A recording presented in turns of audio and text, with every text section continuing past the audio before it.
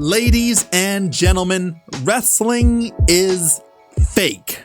I know. I have just clued you into something that almost nobody knows. You're welcome. Oh, everybody knows that? Dude, you know that's fake, right? Everybody knows that's so fake, I don't get it. Well, something that is slightly less common knowledge is exactly how wrestlers put their matches together. And there's a formula to it. Granted, this is sort of a basic match structure, but it's actually a lot more common than you might think, especially in the WWE. And we can break it down into sections, starting with the shine. Most matches are good guy versus bad guy, babyface versus heel, as was the case in Daniel Bryan versus Triple H at WrestleMania 30, which is ranked as one of the WWE's best matches and just so happens to follow this formula to a T. If your babyface is over, then you want to give him a moment to, well, shine. So the first part of the match is about establishing the babyface and giving the crowd something to cheer for. This portion of the match is all about making Daniel Bryan look good. Even when Triple H gets a little offense in, who comes out on top of the exchange? Dan.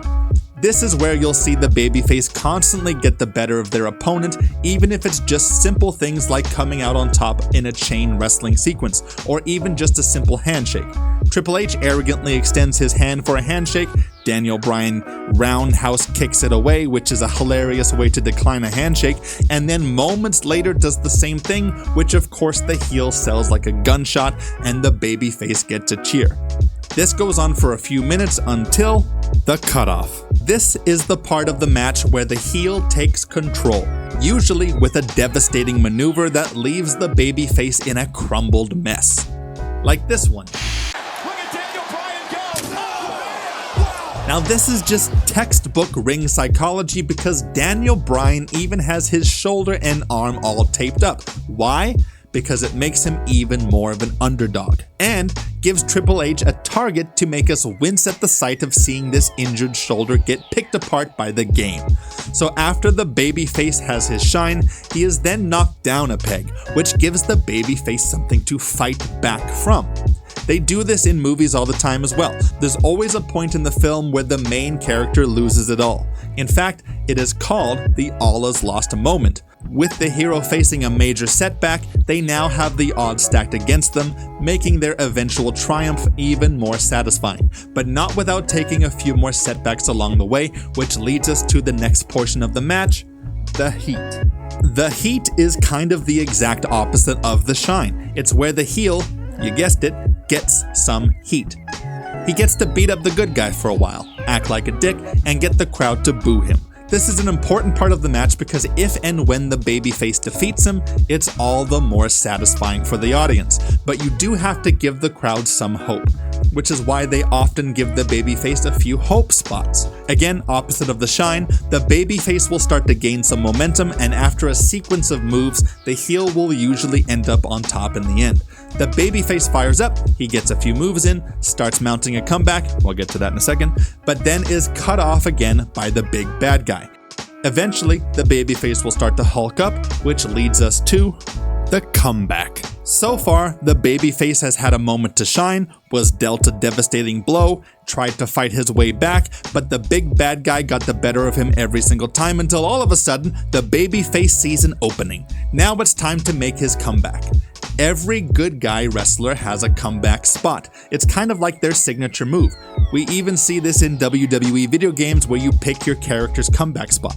This is the John Cena shoulder tackle sequence, Austin's Thez press and elbow, or Daniel Bryan's chest kicks. This usually leads to the babyface teasing his finishing maneuver, but is usually reversed or cut off either by the heel themselves or by some sort of interference or distraction, which then leads us into the finish. This is where all hell breaks loose and chaos ensues. We had the good guy shine and the heel get some heat, both look strong, now it's time to go back and forth a little bit. We get the feeling that this match could go either way. We see some signatures, maybe some outside interference, a few near falls. This is usually fairly fast paced as we're building up to a crescendo. In this case, after the game hits Daniel with some of his best weapons, suddenly the babyface turns it all around and catches the heel with a big finish finishing move, which leads us into our 1, 2, 3.